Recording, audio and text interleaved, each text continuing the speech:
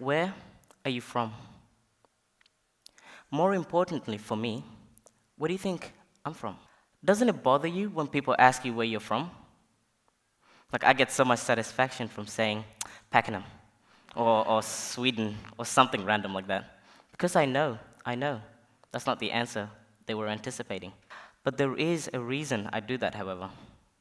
You see, when I was just 8 years old, I completely disowned my heritage. I did this out of fear of being judged and stereotyped. I felt ashamed of where I came from. So when questioned, "Where are you from?" I often found it easier to lie.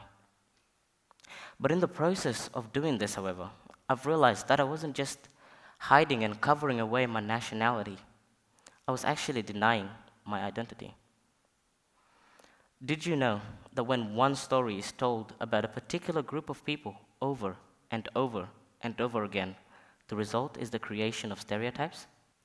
Unfortunately, stereotypes exist in all areas of society, be it at school, those naughty boys, at work, those bludgers, or even here's a big one, gender stereotypes. When we think in stereotypes, we stop seeing people as they really are. So what can we do about this? Well, for one, we can be proud of our own identity. I believe and know that I'm uniquely created. I'm on my own journey of life and ultimately responsible for my choices and actions. When stereotypes are created, individuals like you and I are ripped off the joy of living the life we were meant to live. Instead, we let the judgment of other people stop us from being, well, us. I stand here today to own my identity. I'm no longer afraid of the judgment of other people. I, Danyal Diallo, was born in Sudan. Oh gosh, that felt good. Okay. I know the media always depicts the Sudanese as a dangerous community in a negative light, that they cause headache to society. But if this is the story that is told over and over and over again, that's the view society will uphold of Sudanese. You see, too often when stereotypes gain power, individuals are depicted in one story. But what about the other stories? Who is telling the positive stories? 13 years ago, I suffered an injury to my right hip. You might have noticed it while I walked onto the stage.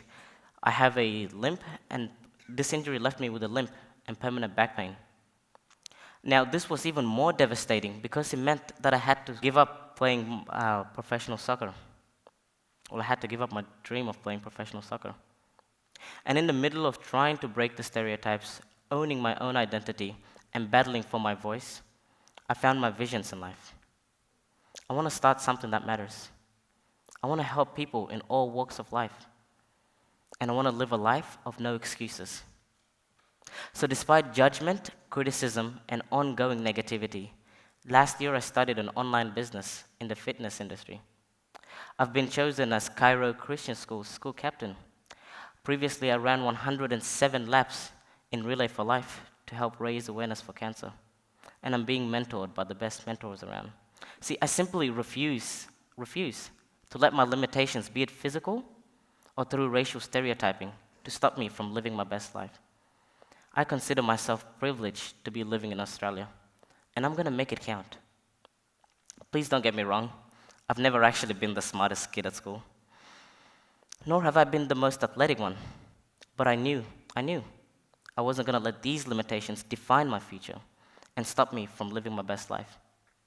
I changed the way I think, which changed my attitude towards life, which has led to these series of changes. Here's how I did it. Imagine yourself achieving your goals and dreams. And okay, I know when I say imagine yourself achieving your goals and dreams, some of you already excluded yourselves. Some of you might not even have goals. Perhaps you told yourself, meh, Danyal isn't really talking about me, or I'm too young and my goals in the world is up there and I'm down here and I can't seem to make it link, or I'm too old and my time has passed, or I'm just not good enough. You see, to achieve your goals and dreams, ladies and gentlemen, you have to possess a positive mindset. And having this mindset is legitimately an inside job that you have to go to every single day. And so if you aren't there, haven't been there, or forgot how to get there, then it's okay. Tap the person next to you quickly and tell them it's okay. It's okay. Because you can start today. The first thing that you have to realize is that you can. I love Evan Carmichael. He's my favorite motivational speaker. He said, believe. You've got to believe that you can. Believe you can achieve your goals and dreams. You can travel to those places. You can build those things. You can talk to those people. Believe. I love Les Brown when he said, how you achieve your goals and dreams, it's none of your business. Don't worry to death about how you achieve your goals and dreams. Just think of the end goal, believe that you can achieve it, and the how will figure itself out. You see, there is a dangerous wall, dangerous wall that all champions have to smash through, including you. And that wall is called conformity. People not wanting to stand up, not willing to stand out. And the way to smash through that wall is through self-awareness. You have to be the change you want to see. Don't be scared. You don't know what you can do until you try it. You know, a lot of people think that they have to wait for what they want. You know those people. They have to wait for the right time, the right moment, the right season. What are you doing, Jeff? Oh, I'm just waiting. Waiting for what? Waiting for your goals and dreams to come to you instead of you go. You see, they become so paralyzed by that thought of just waiting that time passes by and they become angry and bitter. Or some of them go through an emotional roller coaster, as I like to call it. It's like, why isn't this working? I've waited for so long. Why? Why isn't this working? You see, but I think they all misinterpreted the word waiting. They think of waiting as, how is it? When in actuality, waiting is more like,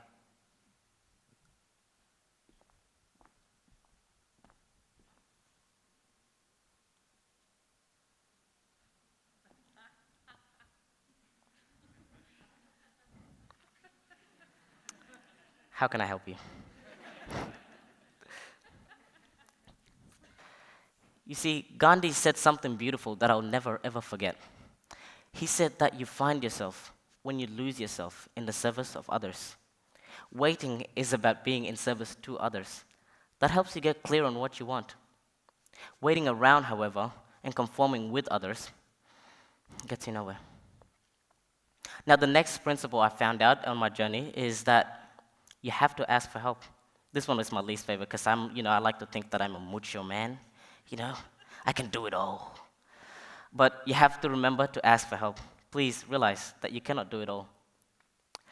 That was one of my downfalls. I felt that I shouldn't push my agenda, my schedule on other people, that I didn't ask for help, and I wasted a lot of time. So remember this, teamwork makes the dream work. Oh yeah. Oh yeah, teamwork makes the dream work. What do I mean by that? Let's pick something fun. Let's say I am awful at public speaking, all right? And let's say that every time I get on stage, my palms are sweaty, knees weak, arms are heavy, all right? My pulse just starts running. And so I know Jeremy over here is great at public speaking. So let's go to Jeremy. Excuse me, Mr. Jeremy? Oh, what up, kiddo? What can I do for you? I've noticed that you're really great at public speaking, and I was wondering if you can perhaps maybe give me some tips on how to improve on public speaking.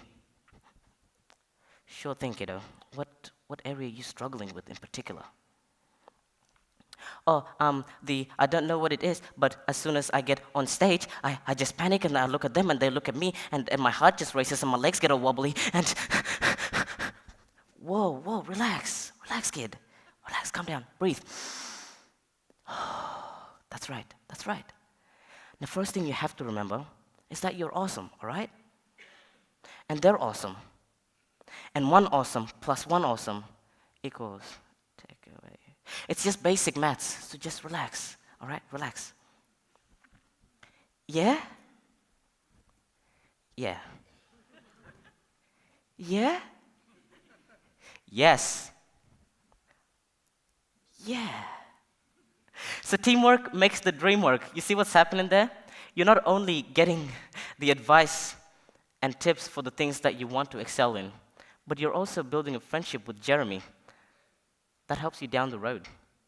Yeah, I see you're catching on. That's a good one. Good, good.